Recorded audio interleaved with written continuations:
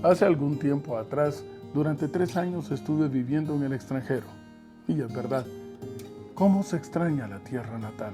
Cuando tú escuchas música propia de aquí del país, te da una cierta nostalgia.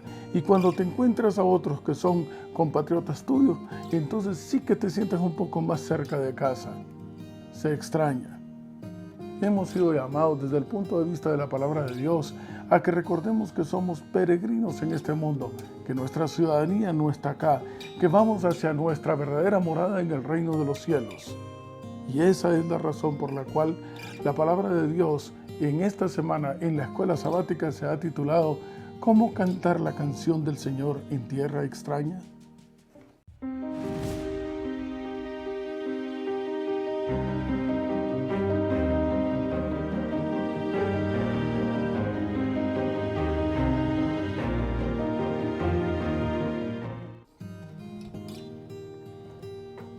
Y me encuentro buscando en el Nuevo Testamento, en el libro de Juan, en el capítulo 8 y el verso 23. Juan, capítulo 8, verso 23. Si me acompañan, por favor. Dice la palabra de Dios en Juan capítulo 8, verso 23, y les dijo, vosotros sois de abajo, yo soy de arriba, vosotros sois de este mundo, yo no soy de este mundo. Desde este punto de vista, apreciados hermanos, quiero traer a la memoria a ustedes lo que hemos estado estudiando algunas semanas atrás. Desde que ingresa el pecado en este mundo, prácticamente, y se rompe la relación íntima con el Señor, prácticamente surgen 2 corrientes dentro de la humanidad. Aquellos que siguen al Señor y los que no. Aquellos que son llamados hijos de Dios y los que son llamados hijos de los hombres. Obedientes a Dios, desobedientes al Señor. Tienen su propia canción, tienen su propio día de reposo e incluso en Apocalipsis capítulo 13 se les identifica a un grupo como moradores del cielo y a otro como moradores de la tierra. Y esto recordando lo que dice Filipenses capítulo 3 verso 20, mas nuestra ciudadanía está en el reino de los cielos. Sin pasar por alto que somos peregrinos, vayamos a Apocalipsis capítulo 13 y el verso 8. Encontramos a un grupo denominado como moradores de la tierra y son a ellos para quienes viene todo lo que es la transformación de este mundo, las plagas, las persecuciones, etc. Dice la palabra de Dios en Apocalipsis capítulo 13, verso 8, una característica que identifica a este grupo. Y la adorarán todos los moradores de la tierra. ¿Y quiénes son ellos? Se la pregunta. Ellos son aquellos cuyos nombres no están escritos en el libro de la vida del Cordero, que fue inmolado desde el principio del mundo. La próxima vez que te pregunten dónde está tu morada, cuidado con la respuesta. Si tú dices, mi morada está aquí en la tierra, soy de los moradores de la tierra, tu nombre no está inscrito entonces en el libro de la vida del Cordero. ¿Por qué? Porque nuestra ciudadanía está en los cielos. Porque aquellos que predican el mensaje de salvación, anunciando el pronto regreso de Jesús, recordando que es el creador de los cielos y de la tierra, son aquellos que moran en el reino de los cielos. Allá está nuestra morada. Allá fue Jesús a prepararla. Estamos en la tierra, sí, sin duda alguna, pero la pregunta que surge es, ¿podemos mantener una relación con Dios aún en tierra extraña? Salmos, todo el libro de Salmos, es una experiencia una tras otra de cómo el ser humano está lidiando contra un mundo que es inhóspito. Este lugar es inhóspito para los hijos de Dios.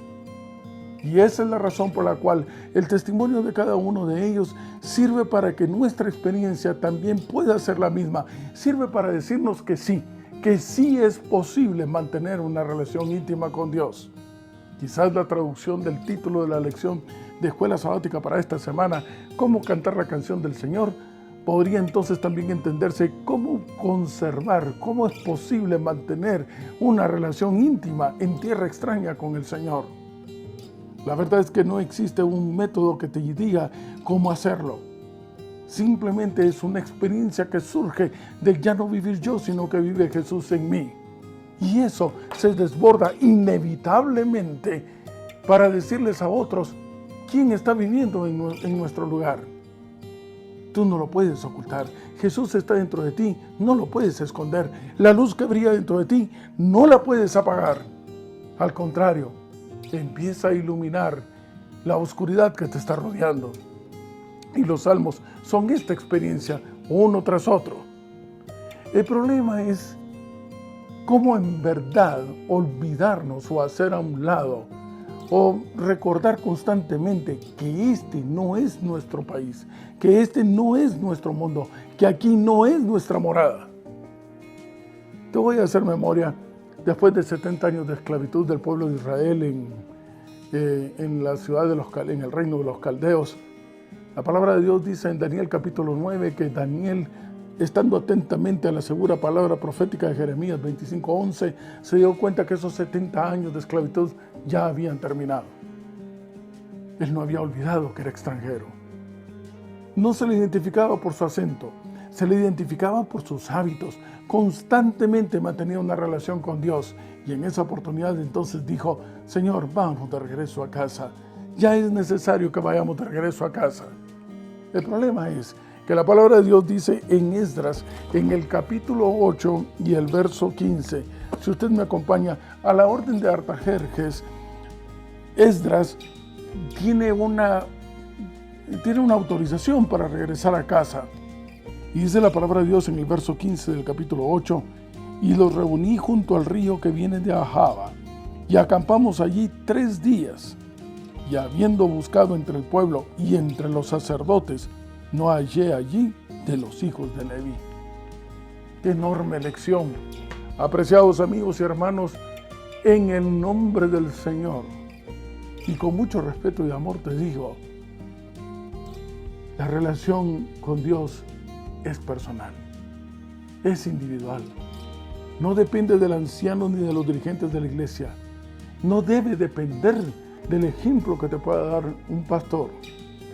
No debe depender de absolutamente nadie más, que es algo entre tú y Dios. No cabe nadie más. No cabe ni tu pareja. No cabe no cabe nadie. Es muy personal, porque de una manera muy personal también, muy íntima, muy especial, solo entre dos es la relación de esposos que hay con el Señor. Así que la sorpresa es esta. Cuando tu vida está aferrada a la fuente de la vida, que es el Señor, independientemente de quién caiga a un lado o al otro lado, tu línea recta no pierde la mirada de aquel que ha de venir muy pronto.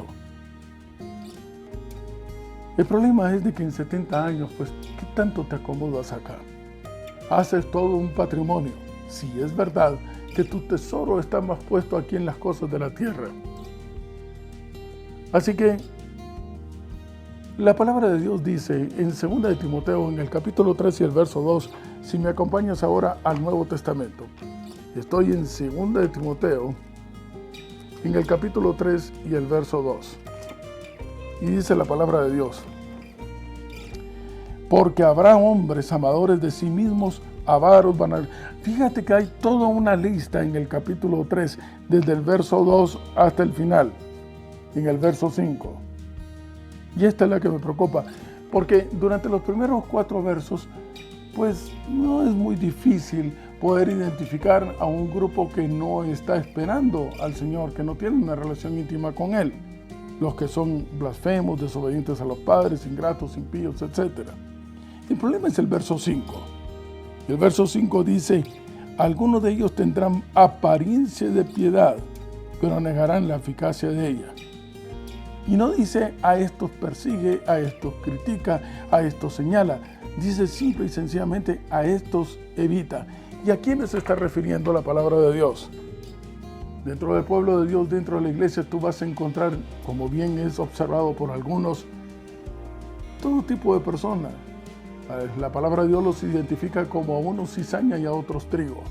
Se parecen mucho, pero su testimonio y su ejemplo y su fruto, si es el Espíritu Santo el que vive dentro de ellos, los delata como hijos de Dios o como hijos de vuestro padre el diablo.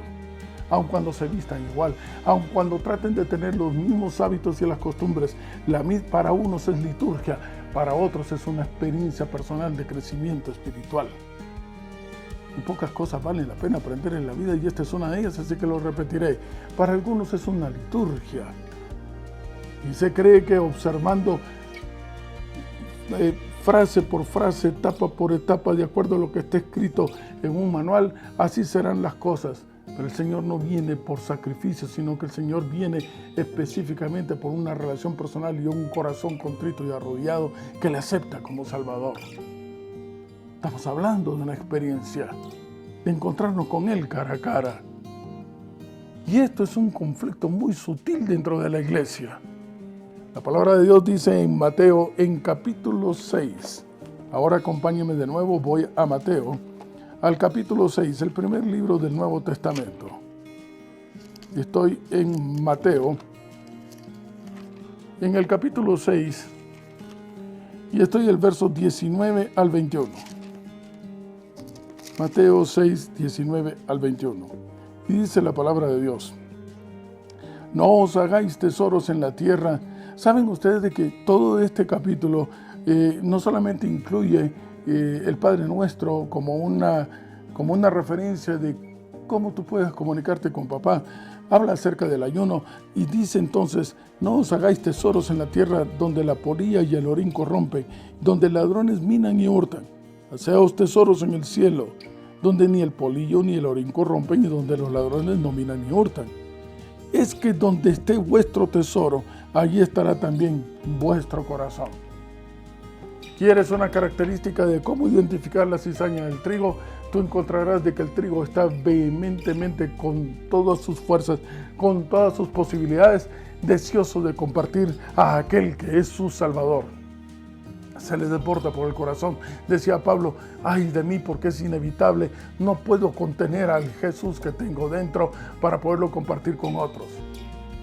Pero tú vas a encontrar que la cizaña tiene un horario específico. Generalmente te dice: no, eso no puedo hacerlo, no, aquello no quiero, no, esta responsabilidad no, no, es demasiado tarde, no, es muy largo, no, es muy tarde, etcétera. Siempre hay peros. Sin embargo, tienen apariencia de piedad. Podrán tener la apariencia tal vez de un diácono, de un anciano de iglesia, del tesorero, del primer anciano o quizás incluso del pastor. Pero la palabra de Dios dice: a esto se evita. Y aquí hago un señalamiento muy especial y muy importante. Hay de aquellos que malgastan el tiempo criticando la administración de una organización. El Señor no nos ha llamado a que desperdiciemos tan valioso tiempo previo a la venida del Salvador en estar juzgando a los demás. ¿Quiénes somos nosotros para eso?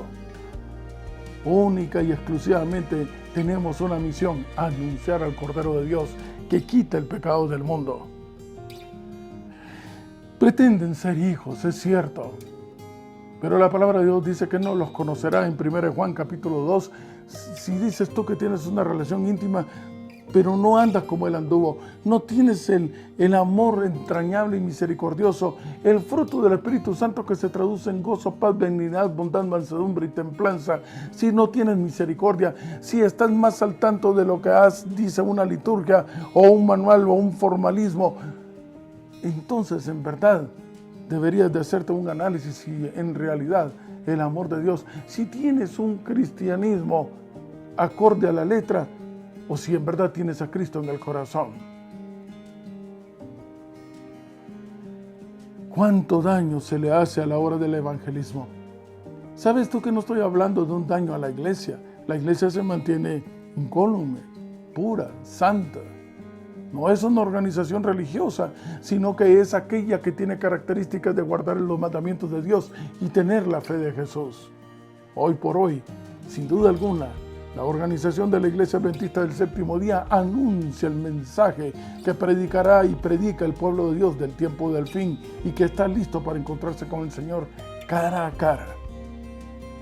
Pero cuánto daño se le hace a la obra del evangelismo, a nuestra misión de anunciar a Jesús como en su pronto advenimiento y como Redentor, como la única opción de salvación.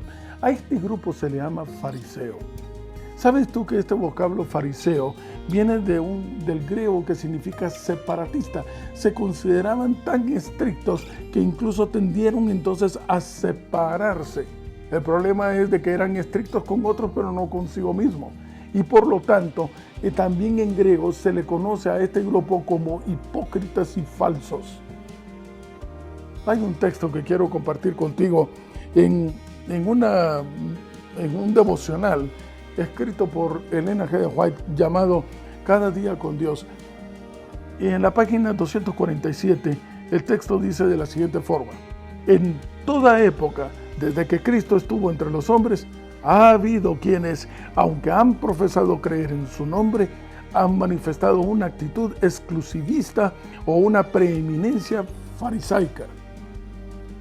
Aquellos grupos que creen de alguna manera que estar siempre al frente de la iglesia, del templo, como si estuviese siendo un puesto remunerado, olvidándose de que hay tantos dones repartidos entre toda la congregación. Y año tras año vas y siempre miras a los mismos que están al frente, pero que la obra no progresa. Y sigue diciendo la pluma inspirada: jamás han sido una bendición para sus semejantes. No han encontrado excusa en la vida de Cristo para su fanatismo y su justicia propia. Están listos para señalar. Decía mi abuelo, te olvidas de que tienes unos 3 o 4 que te están señalando a ti. Porque su carácter era abierto y benéfico. Hubiera sido excluido de toda orden monástica de la tierra porque habría traspasado sus reglamentos. En toda iglesia y en cada organización religiosa se pueden encontrar lunáticos que lo habrían acusado por su generosidad y misericordia al Señor. Fíjate el término que utiliza para estos farisaicos, se les llama lunáticos. Realmente están fuera de este mundo, están totalmente desquiciados, abandonados a un espíritu de engaño, creyéndose en lo correcto, llevan a una congregación que no sabe defenderse por sí mismo, porque no tienen una relación íntima con Dios, porque dependen del ejemplo de otros a un testimonio de perdición. Es que simplemente creyéndose observadores de la verdad, evitan el avance de la obra. Cuidado, la palabra de Dios dice, a estos evita.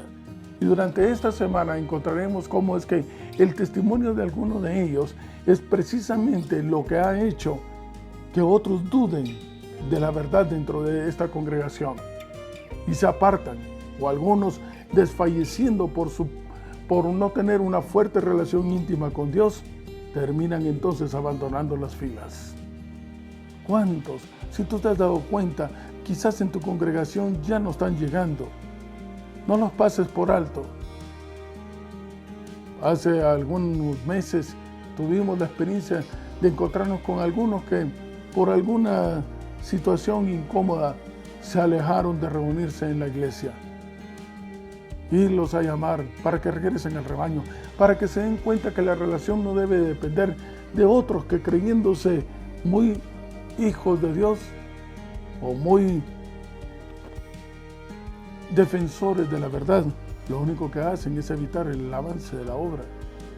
Tu relación debe ser personal con Dios, de tal manera que no importa cuál sea el testimonio, simplemente a estos evitarás. En otro aspecto, porque he dividido el análisis de la lección de esta semana, no solamente en el testimonio que tanto daño hace a la obra de evangelismo, decíamos, sino que en aquellos que en el umbral de la muerte esperan tener una respuesta a lo que ha sucedido.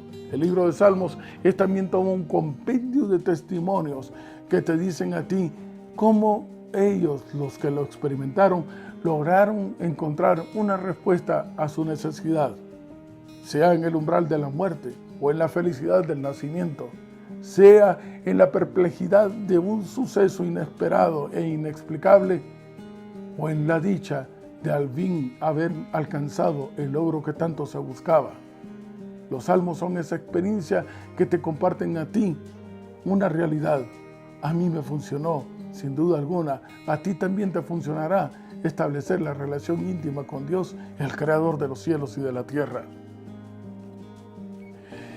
Esto me recuerda la necesidad que tenía la mujer con hemorragia de Marcos 5, la necesidad del ladrón en la cruz, la necesidad incluso de expresarse como Job, aunque mi cuerpo, mi carne se desprenda de mí, de mis huesos, yo sé que mi Redentor vive y Él me levantará del polvo de la tierra. Realmente no buscamos, ¿no te acuerdas tú del patrimonio que tienes en este mundo? sino que lo único que necesitas es tener algo muy especial y se llama paz en el corazón. Y eso es precisamente la respuesta que encontramos en Juan en el capítulo 14 y el verso 27. El Señor no llegó a ofrecerles cosas materiales a los discípulos como sus hijos amados que dejaba en este mundo poco antes de ascender al cielo para interceder por nosotros en el santuario celestial, sino que les dejó lo más preciado. Vengo a darte la paz, pero no la de este mundo que es efímera, sino la única que tú realmente necesitas, la pieza del rompecabezas de tu vida que encaja perfectamente en ese orificio vacío. Yo, mi paz, la mía y lo que sale de mí es para siempre. Así que, apreciados amigos y hermanos, no somos de este mundo. Si Cristo vive en nosotros, no somos de este mundo. Con razón el mundo quizás nos quiera echar, pero atención, no nos echan, nosotros nos vamos, buscando regresar a casa, ansiosos de que Jesús venga pronto y nos lleve a la morada que Él ha ido a preparar. Vamos de vuelta a casa porque el mundo no puede ser nuestro hogar. Y será al fin, cuando estemos allá, que nos encontraremos seguros bajo sus alas, felices como siempre debíamos haberlo sido, alabando a Dios por la eternidad.